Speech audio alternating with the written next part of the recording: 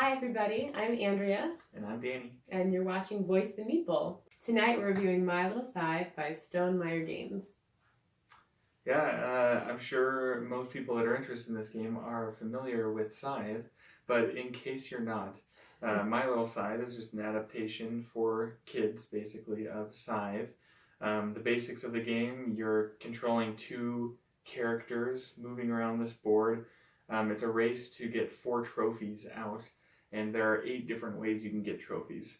There's a variety of ways. You're going to be getting resources and using them to do different things. And there is combat involved too. Yeah. So, we'll go straight into what we like and what we dislike about the game. Sure, you want to go first? Yeah. I think probably my favorite thing about this game is, I love Scythe, and this is just such a clever adaptation. There's so many fun ways that they made this work for kids. Yeah.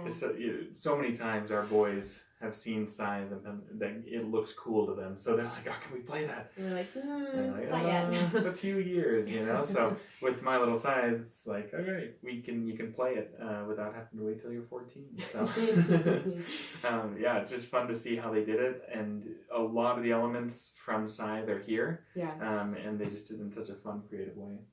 Did you want to talk about popularity? Yeah, so one of my favorite ways that they adapted this, in Scythe you have resources, and different hexes on the board produce different types of resources. Yeah. And you were actually producing those resources.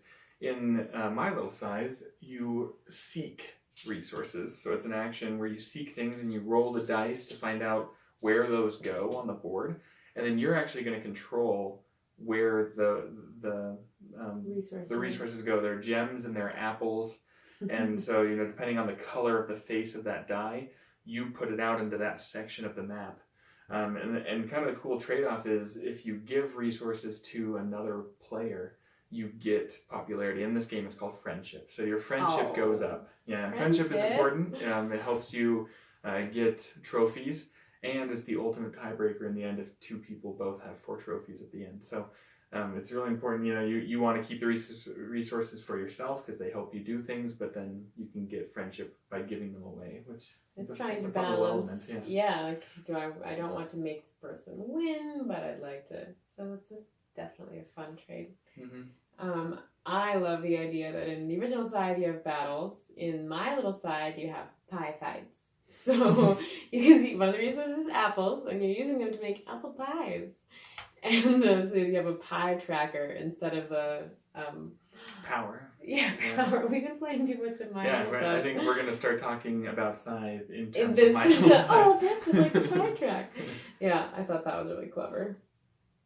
Yeah, and they, even small details of the game are adaptations from Scythe. It's fun. It took me a little while to realize that each one of the teams in My Little Scythe, they're all animals, but they are the animal companions of each one of the factions in the original Scythe. So you have the bear, the tiger, the oxen, the monkeys. So that's a lot of fun. The wolf.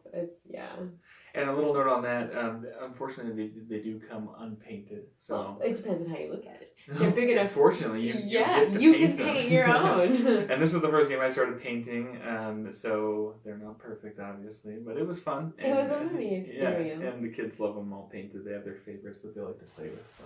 Yeah, I mean they're extra large, so that you're meant to, if you want, try it out with your kids and let them do a little bit of painting too. What else do we like? What else do we like?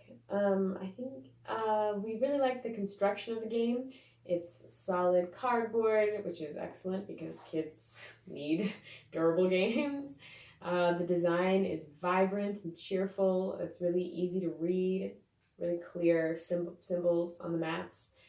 And it's adorable. Just like the little eyes and the little faces and the encounters that you do. Are so funny and cute. I don't know. Yeah, it's a well-designed game, and it's fun to look at, especially once you have all of them painted.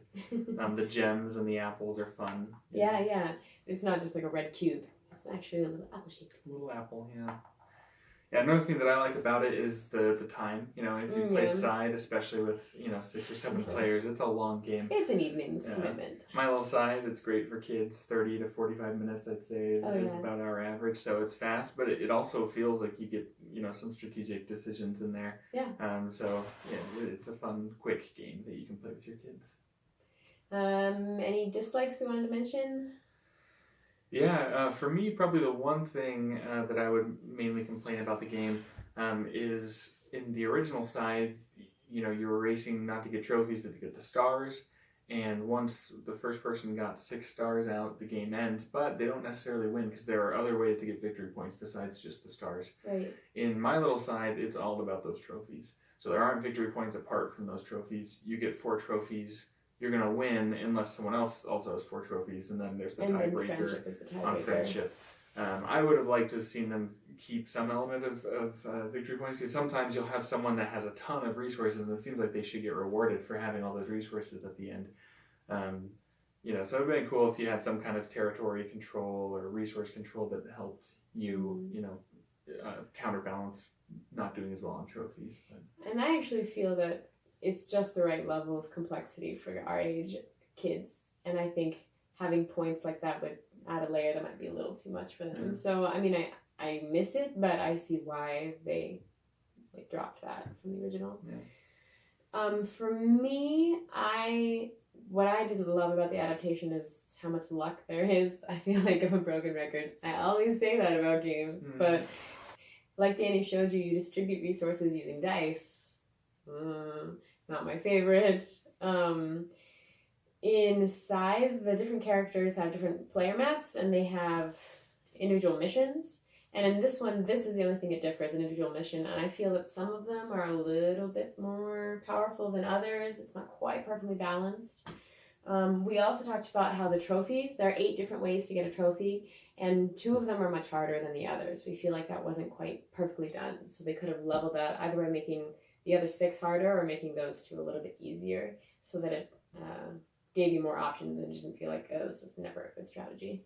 Yeah, it seems like usually we end up doing kind of the same couple first. Mm-hmm. Everybody jumps on those because there are a couple that are a lot easier than the others. Yeah. And there are a couple that are very difficult and people rarely do them. So. Yeah. But yeah, overall, we have a blast playing with the kids. We're hoping to get a few more people to play too. We have my sister and brother-in-law and niece coming to visit in about a month. And so we're going to hopefully play a full 6-player game and see how that goes. Yeah. But highly recommend if you love Scythe and you've got kids, you're going to enjoy My Little Scythe. Yeah. Thanks for watching. Bye.